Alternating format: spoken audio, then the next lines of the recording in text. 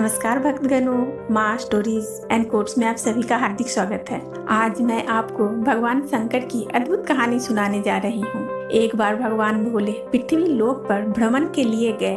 उन्होंने एक युवक को देखा। वह ईश्वर को दोष देता हुआ जा रहा था।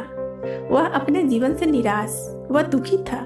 तब भोलेनाथ ने बौद्ध भिक्षु का रूप धारण करके उस युवक को असली दुख के बारे में ज्ञान देते हैं। तो चलिए इस कहानी के माध्यम से जानते हैं कि असली दुख क्या है।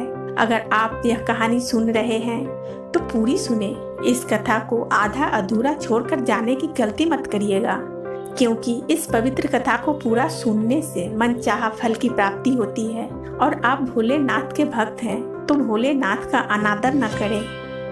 सुख और दुख एक ही सिक्के के दो पहलू हैं। यह बात तो आपने सुनी ही होगी।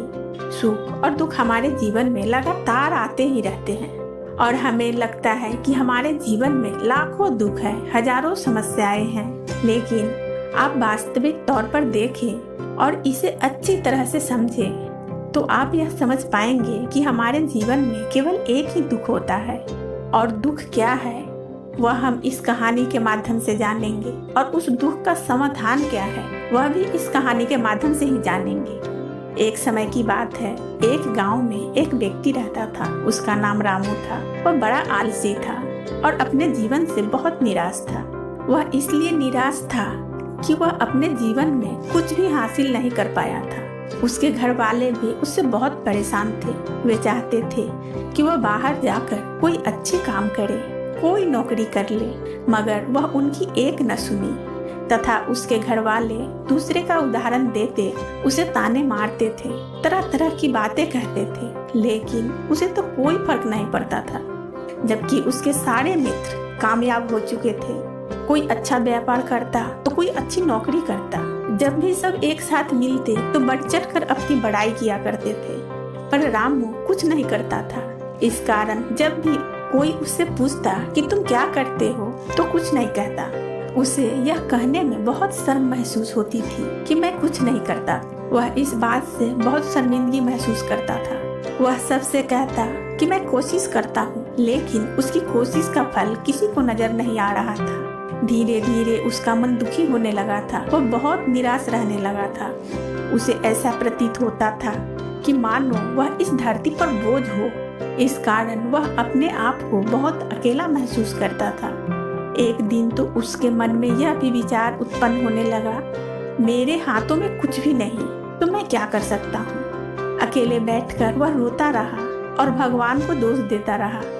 एक दिन वह छुपता छुपाता घर से निकलकर कहीं जा रहा था कि रास्ते में उसने देखा एक बौद्ध भिक्षु लोगों को प्रवचन दे रहे हैं और प्रवचन में दुख की बातें कर रहे हैं। सोनू कुछ देर अपना मुंह छुपाकर कुछ देर वहीं खड़ा हो गया ताकि उसे कोई देख न ले, और चुपचाप बौद्ध भिक्षु की बातें सुनने लगा।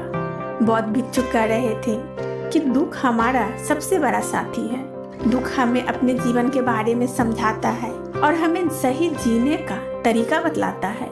यह हमारे गुरु की तरह है जिससे हमें सीखना चाहिए। आप चाहो तो अपने जीवन में दुख को गुरु बना लो और उससे सीख सकते हो, या फिर आप चाहो तो दुख पर बैठकर रो सकते हो, लेकिन इससे आपको कोई लाभ नहीं होगा।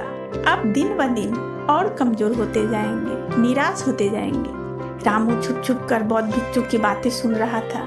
जैसे ही उपदेश खत्म हुआ, उन बौद्ध भिक्षु के पास पहुंचा। उन्हें प्रणाम कर कहता है, हे परमात्मा, अभी आप कुछ देर पहले दुख को गुरु बनाने की बात कह रहे थे। आप कह रहे थे दुखों से हमें सीखना चाहिए और उन्हें अपना गुरु बनाना चाहिए, लेकिन मैं भी तो अपने दुखों से परेशान हूँ, अपने जीवन से परेशान हूँ। मैंने अभी तक जो दुख झेले हैं, मुझे तो कभी ऐसा प्रतीत नहीं हुआ कि दुख मुझे कुछ सिखा रहा है, बल्कि मुझे तो हमेशा यही लगता है कि वो मुझे पीड़ा दे रही है, तकलीफें दे रही है। और दुख की पीड़ा बहुत भयंकर होती है। ऐसा लगता है कि इसके बाद हमारा जीवन समाप्त हो जाएगा, इसके बाद हमें कुछ नहीं मिलने वाला, और यहाँ तक कि हमें मृत्यु भी उसके सामने कम लगती है। जब लोग ताने मारते हैं, जब लोग यह कहते हैं कि तुम क्या करते हो, तो मन को बहुत ठेस पहुँचती है। और मैं कुछ नहीं कहता था। सोनू की यह बात सुनकर वह बौद्ध भिक्षु रामू से कहते हैं, बेटा तुम्हें क्या दुख है और तुम दुख के बारे में ऐसा क्यों कह रहे हो? रामू ने अपने ऊपर बीती सारी बातें बौद्ध भिक्षुक को बता दी और कहने लगा, हे महात्मा, क्या आपके पास हमारे दुखों का समाधान है? रामू की बात सुनकर वह बौद्ध भिक्षुक मुस्कुराने लगे और रामू से कहते हैं, बेटा, जब तुम्हारे जिंदगी में असली दुख आए तब तुम मेरे पास आना, मैं इसका समाधान तुम्हें अवश्य बताऊंगा। रामू उन बौद्ध भिक्षुक की बातें सुनकर अचरज में पड़ गया। उसे यह समझ नहीं आ रहा था कि क्या उसने अब तक जो दुख झेला है वह असली दुख नहीं। उसने जो अब तक पीड़ाएं सही है, जो ताने सहे हैं, जो तकलीफें उठाई है, क्या वह असली दुख नहीं है? आगे वह मन ही मन कहता है कि जब मुझे अपने ही नहीं समझ पाए तो ये बौद्ध भिक्षुक हमें क्या समझ पाएंगे। इतना सोचकर वह वहाँ से चला गया। सभी लोगों की ताने सुन सुनकर रामू बहुत थक चुका था, बहुत निराश हो चुका था, जिस कारण वह निर्णय लिया कि वह अब कुछ करके दिखाएगा। उसने अपने पिता से थोड़ा सा रुपया मांगा और उस रुपये से एक व्यापार शुरू किया। उसके पिता बहुत खुश थे, कम से कम मेरा बेटा कुछ करने का प्रयास तो कर रहा है। लेकिन उसे व्यापार में कोई सफलता न मिली, जिस कारण वह बहुत हताश हो चुका था, वह बहुत निराश हो चुका था।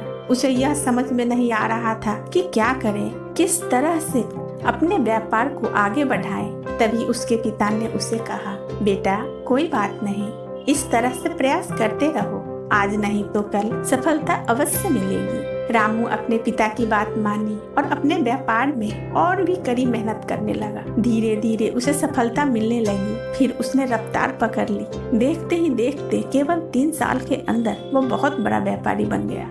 अब उसके पास धन दौलत की कोई कमी नहीं थी। लोग उसे जो पहले नापसंद किया करते थे, अब उसे पसंद करते थे, उसकी चिंता करते थे, उसके कार्यों की सराहना करते थे। उसके माता पिता भी अपने बेटे से बहुत खुश थे और उसकी सफलता से अत्यंत प्रसन्न थे। धीरे धीरे सोनू के मित्रों की संख्या बढ़ने लगी। सोनू के कुछ मित्रों ने यह भी सलाह दी कि उसे अपना व्यापार और तेजी से बढ़ाना चाहिए। जब तुम आज इस नगर के सबसे बड़े व्यापारी हो, तब तुम इतना खुश हो, तुम्हारे साथ ही सारे लोग हैं। वहीं पर तुम सोचो, इस राज्य का सबसे बड़ा व्यापारी बन जाओगे, तब तुम्हारे यहाँ पर लोगों की भीड़ लग जाएगी। लोग तुमसे मिलने के लिए समय निकालेंगे। यहाँ तक कि इस राज्य का राजा भी तुमसे मिलना चाहेगा, तुम्हारी तारीफें करेगा। और यदि कभी ऐसी आन पड़ी तो वह तुमसे धन भी उधार लेने अवश्य आएगा।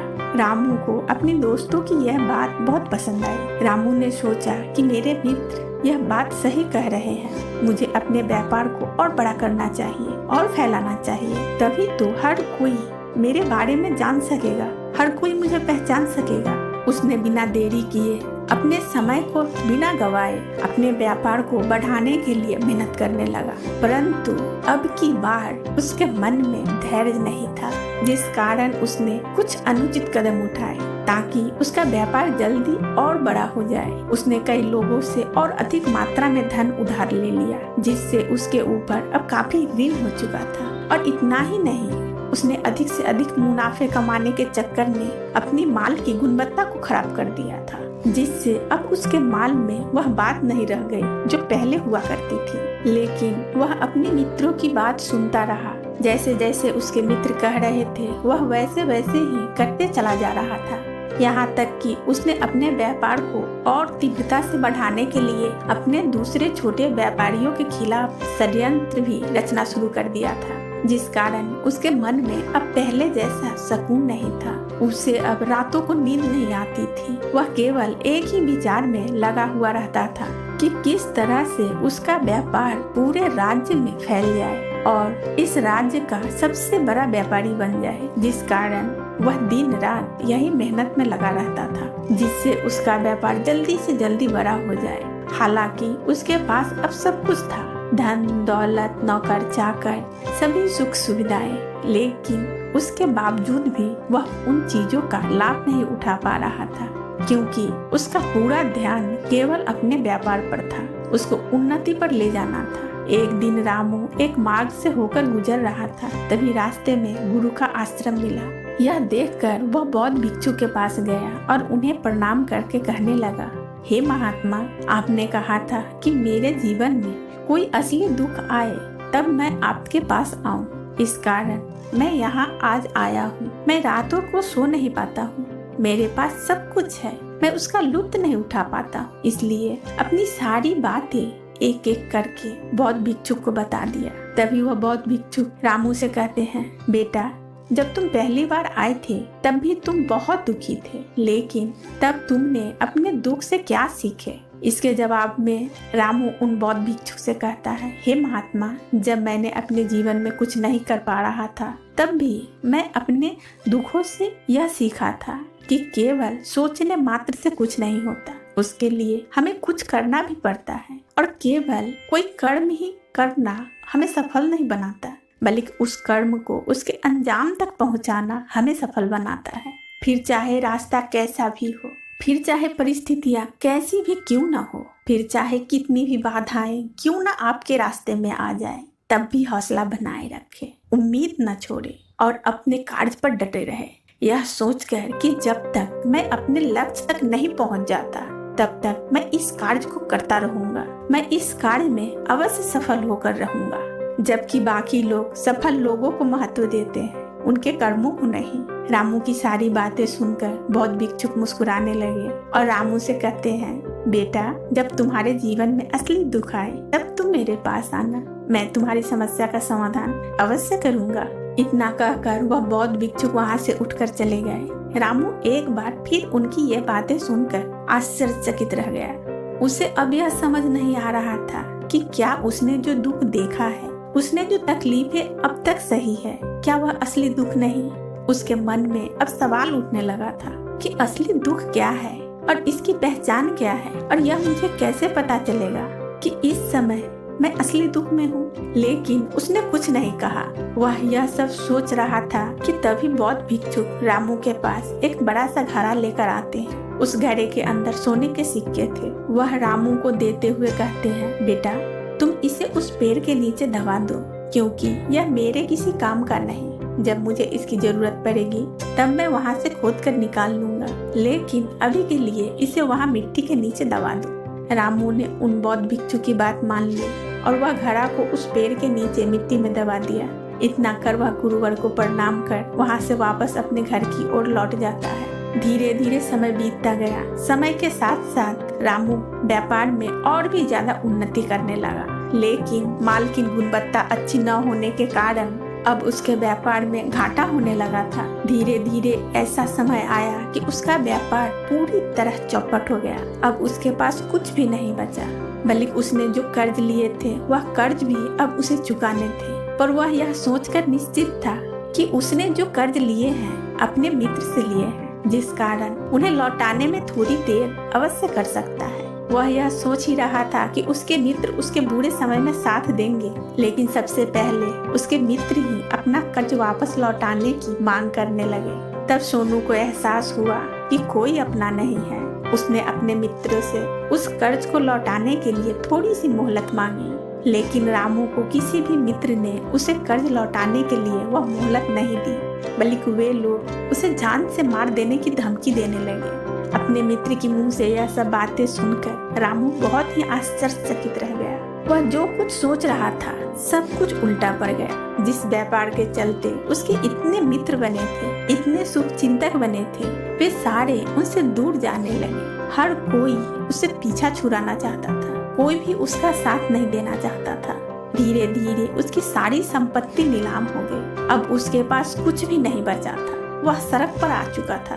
उसने हार मानकर अपने माता पिता से कहा, पिताजी, मेरी मदद कीजिए, मेरे ऊपर बहुत ऋण है, मुझे उसे लौटाना है, कृपया करके थोड़ा सा धन दे दीजिए। इस पर रामू के पिता ने रामू से कहा, बेटा, मेरे पास तो ले देकर बस यही एक छोटा सा मकान है। अगर यह मैं तुझे अभी दे दूं और इसे मैं अभी बेच दूं तो मैं और तुम्हारी माँ कहाँ रहेंगे? हमें भी दर दर की ठोकरें खानी पड़ेगी। ले देकर अब हमारे पास केवल मात्र यही संपत्ति बची है, इसलिए मैं तुमसे क्षमा मांगता हूँ। अपनी माता पिता के मुंह से यह बात सुनकर रामू चुपचाप वहाँ से चला गया और मन ही मन वह सोच रहा था कि अब मेरे पास कुछ नहीं बचा, वह लुट गया, बर्बाद हो गया। अब मैं जी कर क्या करूँगा? अब मेरे पास केवल एक ही रास्ता है जिससे मैं अपने कर्जदारों से पीछा छुड़ा सकता हूँ। यह सोचता हुआ वह एक ऊंची पहाड़ी पर पहुंचा। वह पहाड़ी पर चढ़ता ही जा रहा था कि तभी उसे याद आया कि उन बौद्ध भिक्षुक ने कहा था, जब तुम पर असली दुख आए तभी तुम मेरे पास आना, मैं तुम्हारी समस्या का समाधान अवश्य करूंगा। यह सोचकर रामू के मन में एक बार फिर उम्मीद की किरण जागी। रामू तुरंत दौड़ता हुआ उस बौद्ध भिक्षुक के पास पहुंचा और रामू ने उन्हें प्रणाम करके अपने ऊपर बीती हर एक बात बता दी और कहने लगा, हे महात्मा, आपने कहा था कि जब मेरे ऊपर असली दुख आएगा तब आप उसका समाधान अवश्य करेंगे। बौद्ध भिक्षुक रामू की बातें सुनकर मुस्कुराने लगे और कहते हैं, बेटा, कहाँ है असली दुख? जब तुम्हारे जीवन में असली दुख आए तो मैं उसका अवश्य ही समाधान करूंगा। बौद्ध भिक्षुक के मुंह से यह सुनकर रामू का सब्र का बांध टूट गया और रामू बौद्ध भिक्षुक से कहता है, हे महात्मा, आखिर यह असली दुख क्या होता है? क्या मैंने आज तक जो दुख झेला है, जो भी तकलीफें सही है, क्या यह असली दुख नहीं है? क्या इसे दुख नहीं कहते? तभी वह बौद्ध भिक्षुक रामू से कहते हैं, बेटा, पहले मुझे यह बताओ, तुमने अपने दुख से क्या सीखा? इसका जवाब देते हुए रामू बौद्ध भिक्षुक से कहता है, हे महात्मा, मैंने तो इस दुख से यही देखा है कि जो लोग तुम्हारे तरक्की में तुम्हारा पीछा करते हैं, तुम्हारे साथ जुड़ते हैं, वे लोग तुम्हें अवश्य धोखा देंगे, क्योंकि ऐसे लोग बुरे समय पर तुम्हारा साथ नहीं देने वाले, बल्कि तुम्हारा फायदा उठाने का ही प्रयास करेंगे। इसलिए ऐसे लोगों पर भरोसा न करें, बल्कि जो लोग तुम्हारी असफलता के समय पर, तुम्हारे बुरे समय पर तुम्हारे साथ खड़े हैं, वही लोग तुम्हारे असली मित्र हैं और वही तुम्हारे साथ रहते हैं। और ऐसे लोग तुम्हें बहुत कम मिलते हैं, बहुत मुश्किल से ऐसे लोग मिलते हैं। उनकी हमेशा कद्र करनी चाहिए। आगे रामू उन बौद्ध भिक्षुक से कहता है, जब तुम कोई कार्य कर रहे हो तो पूरी ईमानदारी से करो, धैर्य रखो, लालच न करो और अपने लक्ष्य तक पहुंचने के लिए किसी के लिए भी कोई षड्यंत्र न रचो, क्योंकि ऐसा करने से तुम्हारे साथ भी बुरा होगा और तुम हमेशा नुकसान में ही रहोगे। रामू की ये सारी बातें सुनकर बौद्ध भिक्षुक उस पेड़ के पास पहुंचे। उसने गड्ढा खोदा और वह घड़ा निकाल कर रामू के हाथ में थमा दिया, जिसमें सोने के सिक्के भरे हुए थे।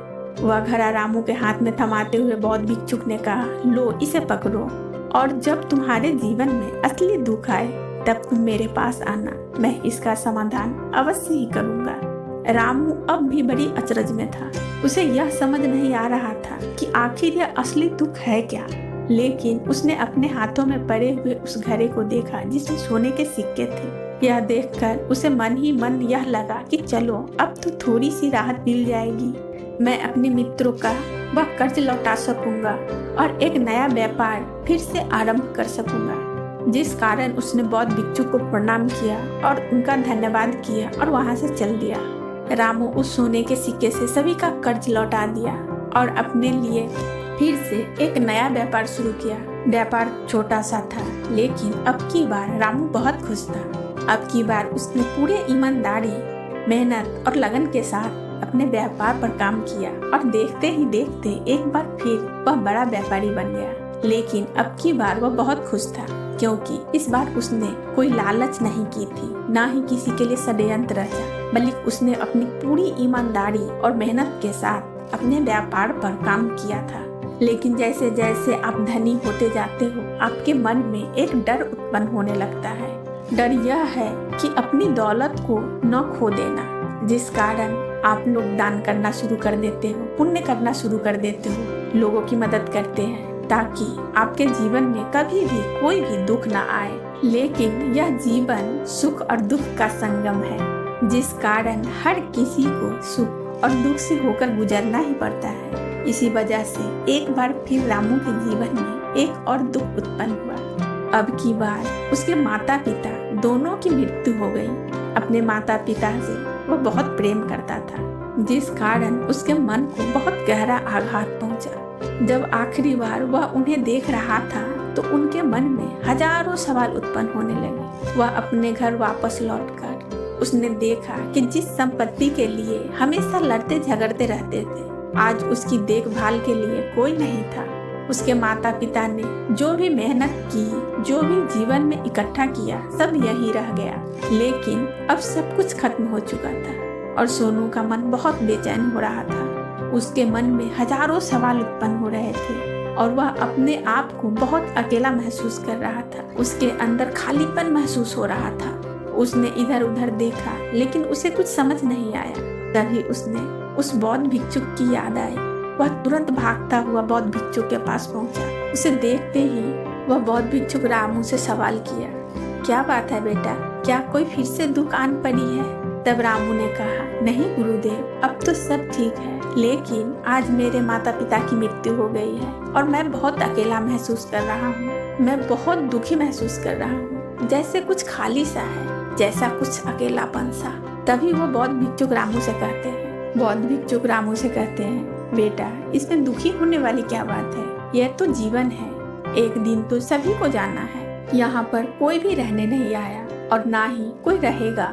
हम सब एक न एक दिन मृत्यु को प्राप्त हो ही जाएंगे और मृत्यु कब आएगी यह किसी को पता नहीं होता कि तुम्हारी मृत्यु कब आएगी या फिर आज और अभी। यह सुनकर रामू आश्चर्यचकित रह गया। उसने उस बौद्ध भिक्षुक से कहा, हे महाराज, आप यह क्या कर रहे हैं? मैं तो अभी जवान हूँ, मुझे तो अपनी पूरी उम्र जीना है। मैं तो जीना चाहता हूँ, कुछ करना चाहता हूँ, और आप कह रहे हैं कि मैं कभी भी मृत्यु को प्राप्त हो सकता हूँ। इस बात पर वह बौद्ध भिक्षुक रामू से कहते हैं, बंदे, इस भ्रम में मत रहो कि मृत्यु केवल बूढ़े को आती है। बूढ़े के सामने तो उसके जवान बच्चे तक मर जाते हैं।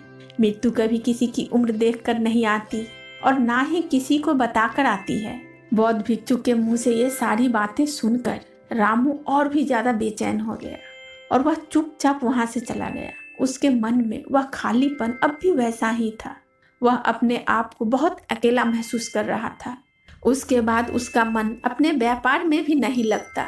जब भी वह कोई कार्य करता तो उसके मन में ये सारे प्रश्न उठने लगते, वह क्या है, क्यों कर रहा है और उसने इस कार्य को क्यों किया। उसके मन में अब एक प्रश्न उत्पन्न होने लगा था, क्या हम यहाँ पर केवल इसलिए आते हैं कि इस जीवन को भोगो और एक दिन मृत्यु को प्राप्त हो जाओ? वह यह नहीं समझ पा रहा था जीवन का असली मतलब क्या है। उसने कई विद्वानों से पूछी, अपनी तरफ से जो मुमकिन हो सकता था खोजबीन किया, लेकिन उसे कोई भी जवाब नहीं मिल पा रहा था।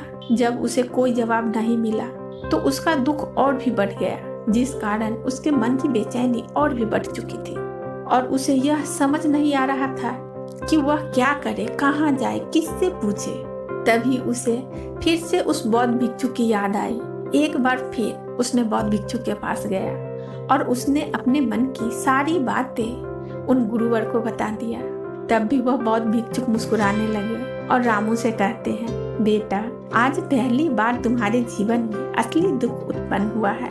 वास्तव में तो यही है जिसे हम दुख कह सकते हैं, जो दुख कहलाने लायक है कि हमें पता ही नहीं होता कि हम क्या कर रहे हैं, कहाँ जा रहे हैं, क्यों कर रहे हैं, वह कौन है, क्या है, हम क्या करना चाहते हैं। तभी रामू ने कहा, हे महात्मा, मेरे इस दुख का समाधान कीजिए, मेरे इस दुख का निवारण कीजिए। तब वह बौद्ध भिक्षुक रामू से कहते हैं, हम सबके अंदर क्रोध, लालच जैसी कई वासना हमारे शरीर के अंदर घर करके बैठ जाती है, जिस कारण हम अपने जीवन को टुकड़ों में जीते हैं।